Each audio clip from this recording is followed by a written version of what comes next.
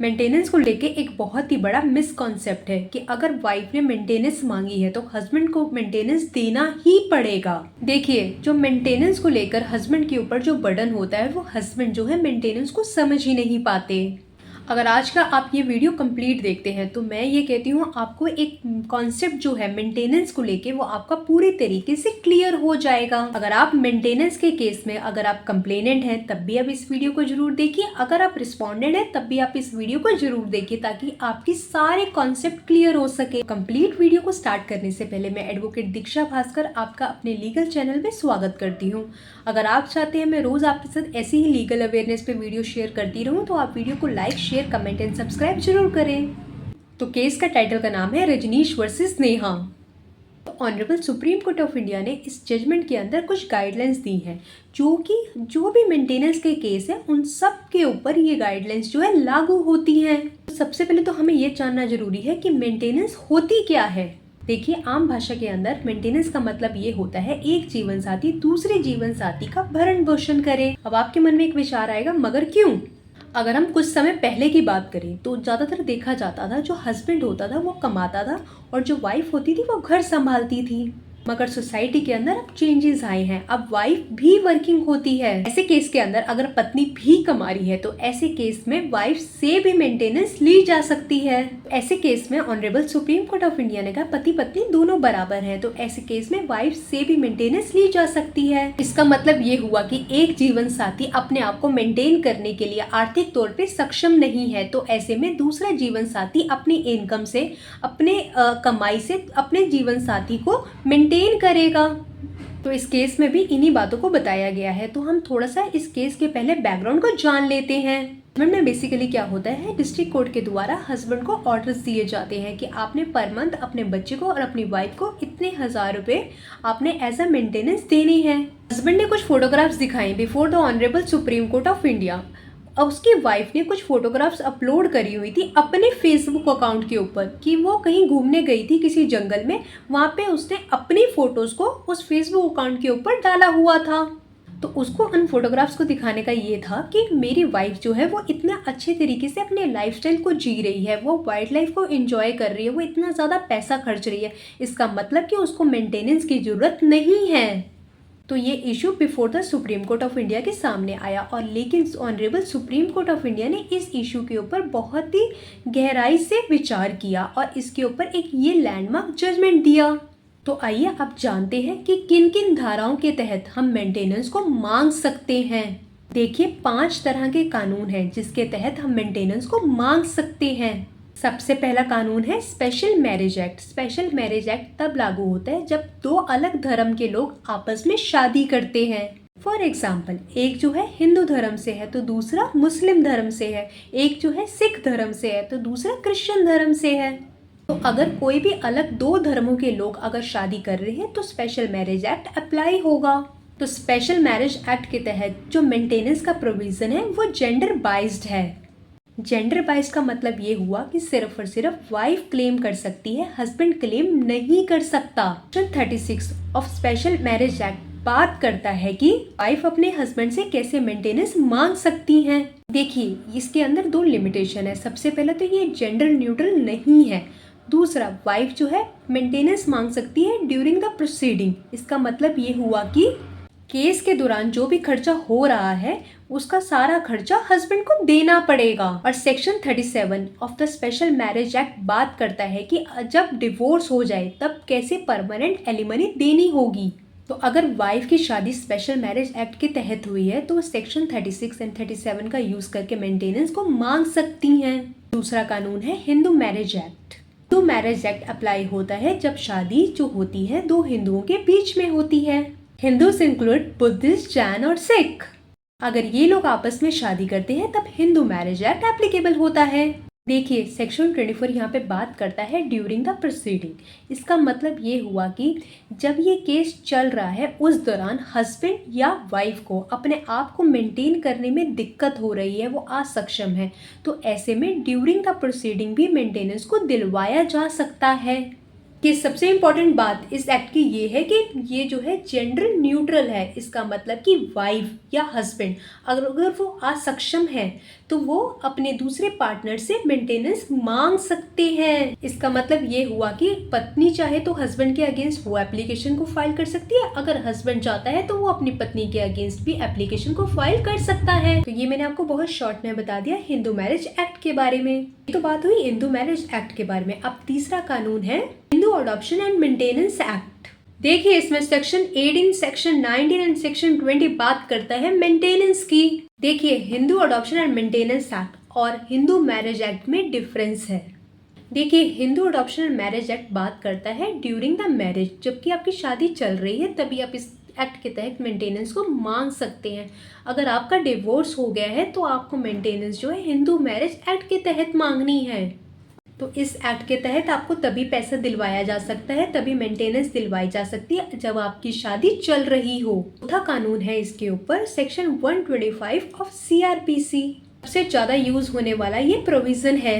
Irrespective कि आपका कौन सा धर्म है, आपकी शादी कौन से धर्म के हिसाब से हुई है, आप इस एक्ट के तहत आप मेंटेनेंस को मांग सकते हो। सेक्शन 125 के प्रोविजन ये भी है कि अगर आप इनके ऑर्डर का कंप्लायंस नहीं करते तो ऐसे केस में आपको जेल भी हो सकती है। सेक्शन 125 ये भी कहता है कि अगर कोई पार्टनर अपने आप को मेंटेन करने के लिए असक्षम है, अपना भरण पोषण नहीं कर पा रहा है, तो दूसरे पार्टनर का फर्ज है कि वो अपने पार्टनर को मेंटेन करे।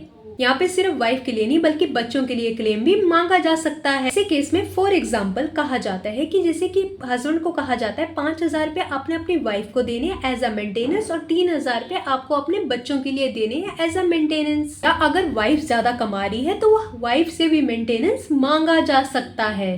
पांचवा कानून है domestic violence act. Domestic violence act इसलिए लेकर आया गया ताकि घरेलू हिंसा जो है वो रोकी जा सके।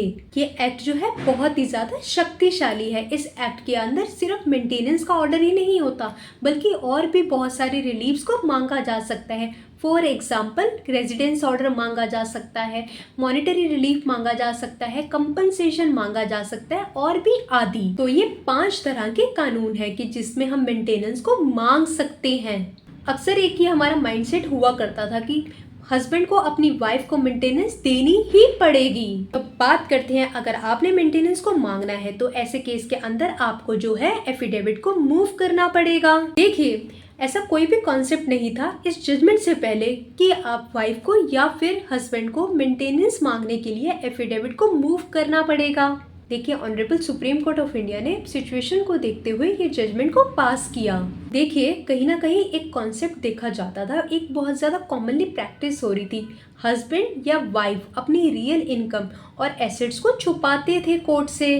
तो इस सिचुएशन को देखते हुए honourable supreme court of India ने इस जजमेंट को पास किया और honourable supreme court of India ने कहा अगर आपको मेंटेनेंस की एप्लीकेशन को मूव करना है तो उसके साथ आपको एक एफिडेविट देना होगा।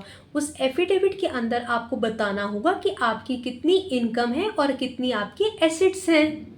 बेसिकली एसेट्स और लाइबिलिटी की आपकी के पास क्या क्या एसेट्स हैं और आपको किसका क्या क्या कितने पैसे बाहर देने हैं, उन सब के आपको डिटेल्स आपको देनी होगी। तो इन बातों का कंप्लीट एफिडेविट आपको कोर्ट में सबमिट करना होगा। तो अगर आपके केस के अंदर मेंटेनेंस की प्रोसीडिंग चल रही है तो आपको भी कोर्ट ने जरूर कहा होगा कि आपका इनकम एफिडेविट कोर्ट के पास नहीं आया है, तो आपको उस चीज को सबमिट करना पड़ेगा। इस एफिडेविट से आखिरकार होता क्या है? देखिए जब भी कोई इंसान एफिडेविट पे कोई चीज बोलता है तो वो लायबल हो जाता है कि उसको जो है सच बोलना है।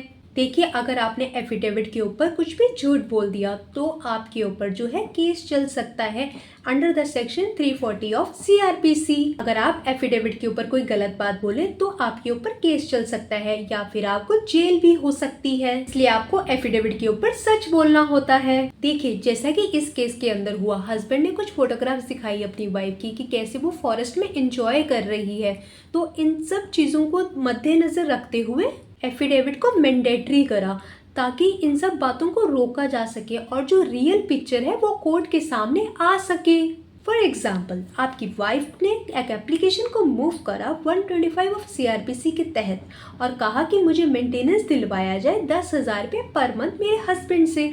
और आपके अगेंस्ट जो है ऑर्डर्स हो भी गए और आपको कोर्ट ने डायरेक्शन दिया कि आपको 10,000 रुपये पर मंथ देने हैं अपनी वाइफ को एज अ मेंटेनेंस। और आपकी वाइफ ने डोमेस्टिक वायलेंस एक्ट के तहत भी आपके अगेंस्ट केस को फाइल करा और वहाँ पे भी प्रेयर करा कि मुझे मेंटेनेंस दिलवाया जाए 10,000 रुपये पर मंथ। तब ऐसे केस में आप क्या कर सकते हो, और आपके ऊपर जो है मेंटेनेंस के ऑर्डर्स आपके अगेंस्ट हो भी गए और आपको डायरेक्शन दिए गए कि आपको अपनी वाइफ को इतने पैसे देने हैं as a maintenance per month. आपके मन में आएगा अरे इतने सारे पैसे मुझे देने पड़ेंगे अपनी वाइफ को, कि हस्बैंड एक ही है, वाइफ एक ही है, लेकिन इतने सारे कानून के तहत क्या मुझे इतना सारा मेंटेनेंस देना पड़ेगा अपनी वाइफ को। ऐसी सिचुएशन भी आई कोर्ट के सामने, तो कोर्ट ने कहा कि आपको आपके सारे केसेस की डिटेल्स देनी पड़ेगी। आपके पहले कोर्ट के अंदर जो भी मेंटेनेंस आपको अलाउ हुई है उसकी भी सारी डिटेल्स आपको देनी पड़ेगी, हस्बैंड को भी और वाइफ को भी। ऐसे में जो पहली वाली कोर्ट के जो ऑर्डर्स हुए हैं वो दूसरी वाली कोर्ट जो है वो सेट ऑफ कर देगी। मतलब कि सपोज करिए कि पहले जो है 10,000 रुपये का ऑर्डर हुआ है पहली वाली कोर्ट के द्वारा और दूसरी वाली कोर्ट ने उसको बढ़ा के 12,000 रुपये कर दिया है, तो ऐसे में जो है 2,000 रुपये का कोर्ट जो है वो ऑर्डर करेगी, जो है वो सेट ऑफ कर देगी इस ऑर्डर को। पहले वाली जो कोर्ट ने ऑर्डर्स दिए हैं उस चीज़ को ध्यान में रखते हुए वो दूसरे ऑर्डर को पास करेगी, तो इसमें जो है आपको डबल पेमेंट करने की जरूरत नहीं पड़ेगी। एक क्वेश्चन राइज होता है हम सबके मन में कि मेंटेनेंस हमें कब से देनी पड़ेगी। देखिए, हमारे देश की कुछ हाई कोर्ट्स ने बोला कि जब से आप एप्लीकेशन को मूव कर रहे हो तब से आपको मेंटेनेंस को देना पड़ेगा। वहीं पे हमारी कुछ हाई कोर्ट्स ने बोला कि जब से ऑर्डर हुए हैं तब से मेंटेनेंस देनी पड़ेगी। इन सब कंफ्यूजन को खत्म करते हुए कहा गया कि मेंटेनेंस जिस दिन की आपने एप्लीकेशन मूव करी है उस दिन से आपको मेंटेनेंस मिलेगी। डेट ऑफ ऑर्डर से क्यों नहीं हुआ, तो इसका भी एक रीज़न है, वो मैं आपको बताती हूँ। कि वैसे तो प्रोविज़न है कि 6 महीने के अंदर आपको मेंटेनेंस की एप्लीकेशन को सुनवाई करके इसमें ऑर्डर पास करने होंगे। देखिए, प्रोविज़न तो यही कहता है कि 6 महीने के अंदर मेंटेनेंस ऑर्डर हो जाने चाहिए, लेकिन जो हमारा कोर्ट का एक्सपीरियंस है वो ये कहता है कि 2 से 3 साल लग जाते हैं, इंटीरिम मेंटेनेंस भी डिसाइड नहीं हो पाती है। देखिए, हमारा जो जुडिशरी का प्रोसेस है वो थोड़ा सा स्लो है, इस बात को honourable supreme court of India भी जानते हैं। तो आप बताइए, जिस पार्टनर ने एप्लीकेशन को मूव किया है, जिसने एप्लीकेशन को दर्ज किया है, तो उसका जो है वो नुकसान क्यों हो। इसीलिए honourable supreme court of India ने कह दिया कि आप जो है 6 महीने बाद डिसाइड करें मेंटेनेंस को या 10 महीने बाद, तो इसलिए डेट ऑफ फाइलिंग से ही आपको जो है मेंटेनेंस मिलेगी। क्वेश्चन बहुत ही ज़्यादा पूछा जाता है कि अगर हम अपने हस्बैंड को या अपनी वाइफ को मेंटेनेंस अमाउंट नहीं देते तो क्या होगा। इसके अलग अलग प्रोविज़न है एज पर द एक्ट, जिस भी सेक्शन के अंदर, जिस भी एक्ट के अंदर हम अपनी एप्लीकेशन को मूव करते हैं उसका प्रोविज़न जो है उस एक्ट के ऊपर लागू हो जाता है। देखिए, जनरली जैसे कि मनी डिक्री होती है, जैसे सपोज कि आपने किसी को उधार पे पैसे दिए हैं तो आप उससे जैसे पैसे वापस वसूलते हैं, वैसे ही कानून होता है इसके अंदर भी। लेकिन अगर एप्लीकेशन जो है 125 CRPC के तहत मूव हुई है और उसमें ऑर्डर्स भी हो गए हैं, और अगर आप उस ऑर्डर्स को फॉलो नहीं करते हैं तो उसमें लिखा गया है कि आपको 1 महीने तक की सज़ा भी हो सकती है। इसलिए अगर 125 CRPC के तहत ऑर्डर हुए हैं तो आप उसको फॉलो जरूर करिए, वरना आपको 1 महीने तक की सज़ा भी हो सकती है। तो देखिए, इस जजमेंट के थ्रू मैंने बहुत ज़्यादा कोशिश करी कि मैं आपको मेंटेनेंस का कॉन्सेप्ट आपका क्लियर करवा पाऊँ, जितने इसके क्वेश्चन से मैं आपके जो है वो इस सेशन में आंसर कर पाऊँ। तो इसलिए आपका क्या ओपिनियन है इसके ऊपर, आप मुझे ये कमेंट करके ज़रूर बताएं।